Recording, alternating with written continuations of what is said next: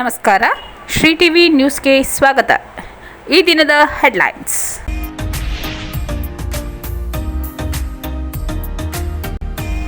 ಗಮನ ಸೆಳೆದ ಜಾನಪದ ವೈಭವ, ಎತ್ತಿನ ಗಾಡಿಯಲ್ಲಿ ಬಂದು ಸಂಭ್ರಮ ಹೆಚ್ಚಿಸಿದ ಶಾಸಕರು.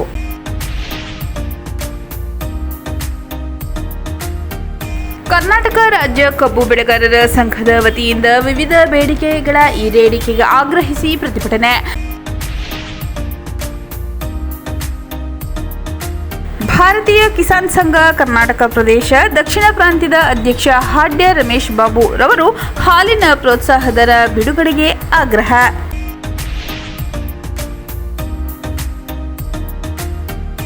ಬಿಳಿಗಿರಿ ರಂಗನ ಬೆಟ್ಟ ದೇಗುಲದ ವಿವಿಧ ಬಾಪ್ತುಗಳ ಹರಾಜು.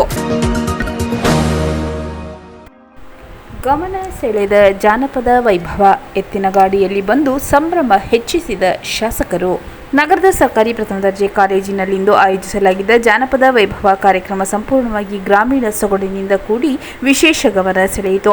ಎಂಎಸ್ಐಎಲ್ ಅಧ್ಯಕ್ಷರು ಹಾಗೂ ಶಾಸಕರಾದ ಸಿ ಪುಟ್ಟರಂಗಶೆಟ್ಟಿ ಅವರು ಶ್ವೇತವರ್ಣದ ಶರ್ಟ್ ಪಂಚೆ ಧರಿಸಿ ತಲೆಗೆ ರುಮಾಲಿನಿಂದ ಪೇಟ ಸುತ್ತಿಕೊಂಡು ಪ್ರವಾಸಿ ಮಂದಿರದಿಂದ ಸ್ವತಃ ಎತ್ತಿನ ಗಾಡಿ ಮೇಲೆ ನಿಂತು ಚಲಾಯಿಸಿಕೊಂಡು ಕಾರ್ಯಕ್ರಮದ ಸ್ಥಳವಾದ ಸರ್ಕಾರಿ ಪ್ರಥಮ ದರ್ಜೆ ಕಾಲೇಜಿಗೆ ಆಗಮಿಸಿದ್ದು ವಿಶೇಷವಾಗಿತ್ತು. ಕಬ್ಬು, ತಳಿರು, ತೋರಣ, ಧಮಧಾನ್ಯಗಳಿಂದ ಸಿಂಗರಿಸಿದ್ದ ಜಾನಪದ ಹಿನ್ನೆಲೆಯ ವೇದಿಕೆಯಲ್ಲಿ ಶಾಸಕರಾದ ಸಿ ಪುಟ್ಟರಂಗಶೆಟ್ಟಿ ಅವರು ತಂಬೂರಿ ನುಡಿಸುವ ಮೂಲಕ ಜಾನಪದ ವೈಭವಕ್ಕೆ ಚಾಲನೆ ನೀಡಿದರು. ಸಾಂಪ್ರದಾಯಿಕವಾಗಿ ದೀಪ ಹಚ್ಚುವ ಮೂಲಕ ಕಾರ್ಯಕ್ರಮ ಕಳೆಗಟ್ಟುವಂತೆ ಮಾಡಿದರು. ಕಾಲೇಜು ಪ್ರಾಂಶುಪಾಲರು, ಅಧ್ಯಾಪಕರು, ಬೋಧಕೇತರ ಸಿಬ್ಬಂದಿ ಹಾಗೂ ಎಲ್ಲರೂ ಸಾಂಪ್ರದಾಯಿಕ ಧಿರಿಸುಗಳನ್ನು ತರಿಸಿ ಜಾನಪದ ಸಂಭ್ರಮ ಮತ್ತಷ್ಟು ಹೆಚ್ಚಿಸಿದರು. ಕಾರ್ಯಕ್ರಮ ಉದ್ಘಾಟಿಸಿ ಮಾತನಾಡಿದ ಶಾಸಕರಾದ ಸಿ ಪುಟ್ಟರಂಗಶೆಟ್ಟಿ ಅವರು, ಜಾನಪದ ಕಲೆಗಳ ತವರೂರೆಂದೇ ನಮ್ಮ ಚಾಮರಾಜನಗರ ಜಿಲ್ಲೆ ಹೆಸರುವಾಸಿಯಾಗಿದೆ. ಇಲ್ಲಿನ 70% 80% ಜನ ರೈತರೇ ಆಗಿದ್ದಾರೆ. ನಾನು ಸಹ ರೈತ ಕುಟುಂಬದಿಂದ ಬಂದಿದ್ದೇನೆ. ನನಗೆ ಅತ್ಯಂತ ಪ್ರೀತಿ ಎಂದರೆ ಕೃಷಿ. ಇದರಿಂದ ಸಿಗುವ ಶಾಂತಿ, ನೆಮ್ಮದಿ ಇನ್ನೆಲ್ಲೂ ಸಿಗಲಾರದೆಂದರು. ಸಂಕ್ರಾಂತಿ, ಯುಗಾದಿ ನಮ್ಮ ಜನಪದಕ್ಕೆ ಅತ್ಯಂತ ಹತ್ತಿರವಾಗಿದೆ. ಸಂಕ್ರಾಂತಿಯನ್ನು ಧಾನ್ಯಗಳನ್ನು, ಗೋವನ್ನು ಪೂಜೆ ಮಾಡುತ್ತೇವೆ. ಯುಗಾದಿಯಂದು ರೈತರು ಹೊನ್ನೇರು ಕಟ್ಟಿ ಭೂತಾಯಿಗೆ ನಮಿಸಿ ಹೊಸ ವರ್ಷ ಬರಮಾಡಿಕೊಳ್ಳುತ್ತಾರೆ. ಇಂತಹ ಸಂಭ್ರಮದ ಕಾಲದಲ್ಲಿ ಜಾನಪದ ವೈಭವವನ್ನು ಕಾಲೇಜಿನಲ್ಲಿ ಆಯೋಜನೆ ಮಾಡುತ್ತಿರುವುದು ನನಗೆ ಅತೀವ ಸಂತಸ ತಂದಿದೆ ಎಂದು ಶಾಸಕರು ಹೇಳಿದರು.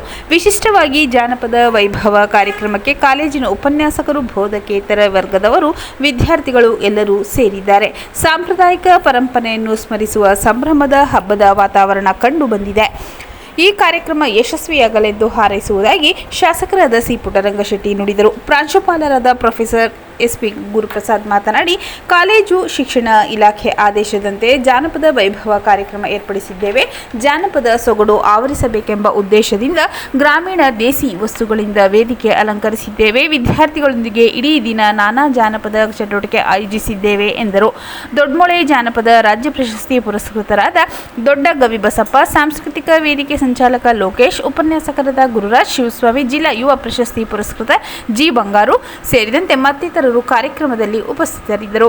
ಉದ್ಘಾಟನಾ ಕಾರ್ಯಕ್ರಮದ ಬಳಿಕ ಅಧ್ಯಾಪಕರು, ಬೋಧಕೇತರ ಸಿಬ್ಬಂದಿ ಜೊತೆಗೂಡಿ ದೇಸಿ ಆಟಗಳಾದ ಗಟ್ಟೆ ಮನೆ, ಅಳಿಗುಳಿ ಮನೆ, ಗೋಲಿ, ಬುಗುರಿ ಆಡಿ ಸಂಭ್ರಮಿಸಿದರು. ದೇಸಿ ಅಡುಗೆ ತಿನಿಸು ತಯಾರಿಸಿ ಖುಷಿಪಟ್ಟರು. ಕರ್ನಾಟಕ ರಾಜ್ಯ ಕಬ್ಬು ಬೆಳೆಗಾರರ ಸಂಘದ ವತಿಯಿಂದ ವಿವಿಧ ಬೇಡಿಕೆಗಳ ಈಡೇರಿಕೆಗೆ ಆಗ್ರಹಿಸಿ ಪ್ರತಿಭಟನೆ. ನಗರದ ಶ್ರೀ ಚಾಮರಾಜೇಶ್ವರಿ ದೇವಸ್ಥಾನದ ಬಳಿ ಜಮಾಯಿಸಿದ ಪ್ರತಿಭಟನಾಕಾರರು ಅಲ್ಲಿಂದ ಮೆರವಣಿಗೆಯಲ್ಲಿ ಪಚ್ಚಪ್ಪ ವೃತ್ತ, ಬೀರಾಚಯ್ಯ ಜೋಡಿ ರಸ್ತೆ ಮೂಲಕ ಜಿಲ್ಲಾಡಳಿತ ಭವನಕ್ಕೆ ತೆರಳಿ ಪ್ರತಿಭಟನೆ ನಡೆಸಿದರು. ಸರ್ಕಾರದ ವಿರುದ್ಧ ಘೋಷಣೆ ಕೂಗಿ ಆಕ್ರೋಶ ಹೊರಹಾಕಿದರು. ಬಂಡೀಪುರ ರಾತ್ರಿ ಸಂಚಾರಕ್ಕೆ ರಾಜ್ಯ ಸರ್ಕಾರ ಅನುಮತಿ ನೀಡಬಾರದು. ರಾಜ್ಯದಲ್ಲೇ ಪ್ರಸಕ್ತ ಸಾಲಿಗೆ ಪ್ರತಿ ಟನ್ ಕಬ್ಬಿಗೆ 5 ರು ನಿಗದಿ ಮಾಡಬೇಕು. ತೂಕದಲ್ಲಿನ ಮೋಸ ತಡೆಯಲು ಕಾರ್ಖಾನೆ ಮುಂಭಾಗ ತೂಕದ ಯಂತ್ರ ಅಳವಡಿಸಬೇಕು. ರಾಜ್ಯದಲ್ಲಿ ಆನ್ಲೈನ್ ಗೇಮ್ ಹಾವಳಿ ಹೆಚ್ಚಾಗಿದ್ದು, ರಾಜ್ಯ ಸರ್ಕಾರ ಯುವಕರ ರಕ್ಷಣೆಗೆ ಮುಂದಾಗಬೇಕು. ಮಲೆಯೂರಿನ ಪ್ರಾಥಮಿಕ ಕೃಷಿ ಪತ್ತಿನ ಸಹಕಾರ ಸಂಘದಲ್ಲಿ ಚಿನ್ನದ ವ್ಯವಹಾರದಲ್ಲಿ ಮೋಸ ಹೋಗಿದ್ದ ಹಲವು ರೈತರಿಗೆ ಮಾತ್ರ ಚಿನ್ನ ಬಿಡಿಸಿಕೊಡಲು ಕ್ರಮ ಕೈಗೊಂಡಿದ್ದು, ಉಳಿದ ರೈತರ ಚಿನ್ನವನ್ನು ಕಾನೂನು ತೊಡಕು ಸರಿಪಡಿಸಿ ತಕ್ಷಣ ಕೊಡಿಸಲು ಕ್ರಮ ಕೈಗೊಳ್ಳಬೇಕು. ಕೃಷಿ ಪಂಪ್ಸೆಟ್ಗಳಿಗೆ ಅಕ್ರಮ ಸಕ್ರಮ ಯೋಜನೆ ಮರುಜಾರಿಯಾಗಬೇಕು. ಹಾಲಿನ ಪ್ರೋತ್ಸಾಹ ಧನ ಸುಮಾರು 800 ಕೋಟಿ ಎಷ್ಟು ಹಣ ರಾಜ್ಯ ಸರ್ಕಾರ ನೀಡಬೇಕು, ಬ್ಯಾಂಕ್ಗಳಿಗೆ ರೈತರಿಂದಾಗುತ್ತಿರುವ ಕಿರುಕುಳ ತಪ್ಪಿಸಬೇಕು, ಜಿಲ್ಲೆಯ ಕೆರೆಕಟ್ಟೆಗಳಿಗೆ ನೀರು ತುಂಬಿಸುವ ಯೋಜನೆ ವಿಸ್ತೃತ ವರದಿ DPR ರಚಿಸಬೇಕು, ಅಂತರ್ಜಲ ವೃದ್ಧಿಗಾಗಿ ಉಳಿದಿರುವ ಕೆರೆಕಟ್ಟೆಗಳಿಗೆ ನೀರು ತುಂಬಿಸಲು ಕ್ರಮ ಕೈಗೊಳ್ಳಬೇಕು, ಮಲೆಮಹದೇಶ್ವರ ಬೆಟ್ಟದಲ್ಲಿ ಕ್ಯಾಬಿನೆಟ್ ನಡೆಸುತ್ತೇವೆಂದು ಹೇಳಿ ಸುಮಾರು 4 ತಿಂಗಳಿಂದ ಕಾರ್ಯಕ್ರಮ ರದ್ದು ಮಾಡಿ ಜಿಲ್ಲೆಯ ಜನತೆಗೆ ರಾಜ್ಯ ಸರ್ಕಾರ ಸುಳ್ಳು ಹೇಳಿಕೆ ನೀಡುವುದನ್ನು ತಕ್ಷಣ ನಿಲ್ಲಿಸಬೇಕು. ಮಂತ್ರಿಗಳು, ಸಂಸದರು, ಶಾಸಕರ ಸಂಬಳ, ವಸತಿ ಭತ್ಯೆ ಏರಿಕೆ ಮಾಡಿಕೊಂಡಿದ್ದು ಅದರಂತೆ ರೈತರು ಬೆಳೆಯುವ ಫಸಲಿಗೆ ವೈಜ್ಞಾನಿಕ ಬೆಲೆ ಜಾರಿಗೆ ತರಲು ವಿಫಲವಾಗಿದೆ ಎಂದು ದೂರಿದರು. ಪ್ರತಿಭಟನೆಯಲ್ಲಿ ಸಂಘದ ರಾಜ್ಯಾಧ್ಯಕ್ಷ ಹಳ್ಳಿಕೆರೆಹುಂಡಿ ಭಾಗ್ಯರಾಜ್, ಜಿಲ್ಲಾಧ್ಯಕ್ಷ ಹಾಲಿನ ನಾಗರಾಜ್, ಮುಖಂಡರಾದ ಬಸವಣ್ಣ, ಪುಟ್ಟಮಲ್ಲೇಗೌಡ, ನಾಗೇಶ್, ಮಹದೇಶ್, ಮಹದೇವಸ್ವಾಮಿ, ಶ್ರೇಯಸ್ ಸೇರಿದಂತೆ ಇತರರು ಭಾಗವಹಿಸಿದ್ದರು.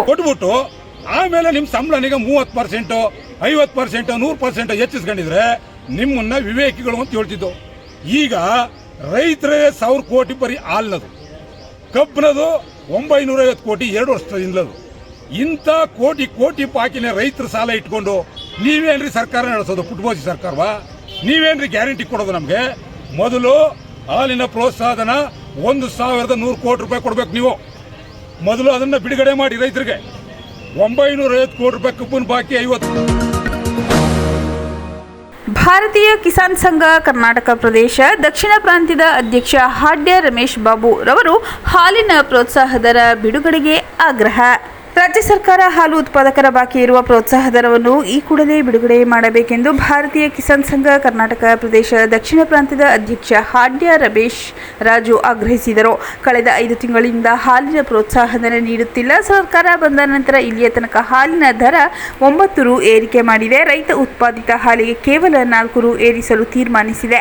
ಗ್ರಾಹಕ ಬೆಲೆಯನ್ನು ಏರಿಸಿದ್ದು 9 ರುಗಳಾದರೆ ರೈತರಿಗೆ ಸಿಗುತ್ತಿರುವುದು ಕೇವಲ 2 ರು ಮಾತ್ರ ಎಂದು ಸುದ್ದಿಗೋಷ್ಠಿಯಲ್ಲಿ ತಿಳಿಸಿದರು. ರೈತರಿಂದ ಹಾಲು ಖರೀದಿಸಿ ಗ್ರಾಹಕರಿಗೆ ಮಾರಾಟ ಮಾಡುವ ಹಂತದವರೆಗೆ KMF ಆಪರೇಟಿಂಗ್ ಸಿಸ್ಟಂನ ಖರ್ಚು %65ರಷ್ಟಿದೆ. ಯಾವುದೇ ಒಂದು ಕಂಪನಿಯ ಆಪರೇಟಿಂಗ್ ವೆಚ್ಚ %10 ರಿಂದ 20ರವರೆಗೆ ವೆಚ್ಚವಾಗುತ್ತದೆ. ಹೊರ ರಾಜ್ಯದಲ್ಲಿ ಖಾಸಗಿಯವರು ಹಾಲು ಖರೀದಿ ಮಾಡಿ ಮಾರಾಟ ಮಾಡುವ ಖರ್ಚು %10ರಷ್ಟಿದೆ ಎಂದರು.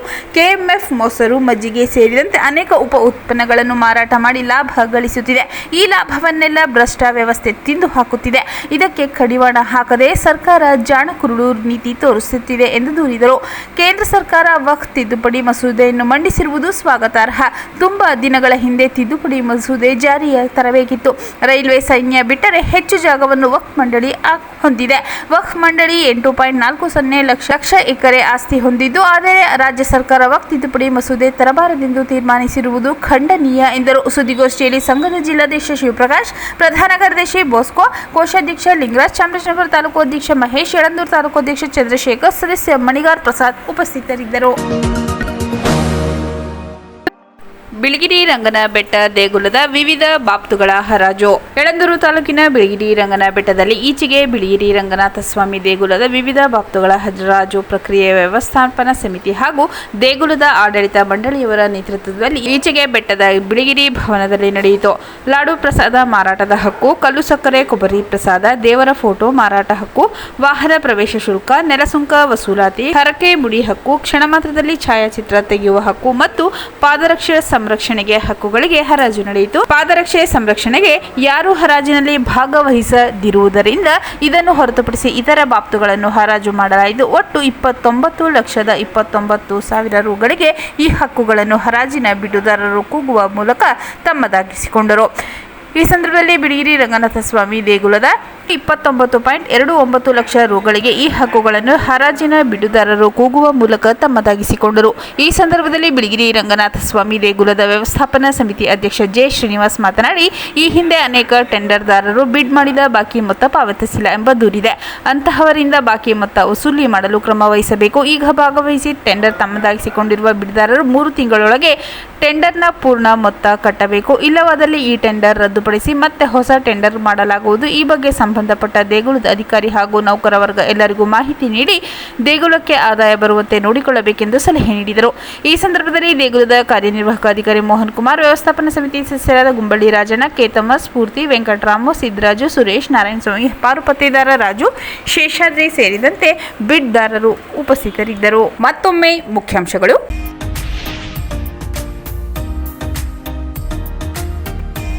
ಗಮನ ಸೆಳೆದ ಜಾನಪದ ವೈಭವ, ಎತ್ತಿನ ಗಾಡಿಯಲ್ಲಿ ಬಂದು ಸಂಭ್ರಮ ಹೆಚ್ಚಿಸಿದ ಶಾಸಕರು.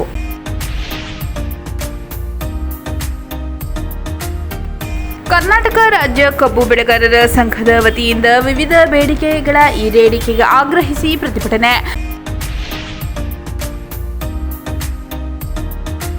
ಭಾರತೀಯ ಕಿಸಾನ್ ಸಂಘ ಕರ್ನಾಟಕ ಪ್ರದೇಶ ದಕ್ಷಿಣ ಪ್ರಾಂತ್ಯದ ಅಧ್ಯಕ್ಷ ಹಾಡ್ಯ ರಮೇಶ್ ಬಾಬು ರವರು ಹಾಲಿನ ಪ್ರೋತ್ಸಾಹ ದರ ಬಿಡುಗಡೆಗೆ ಆಗ್ರಹ.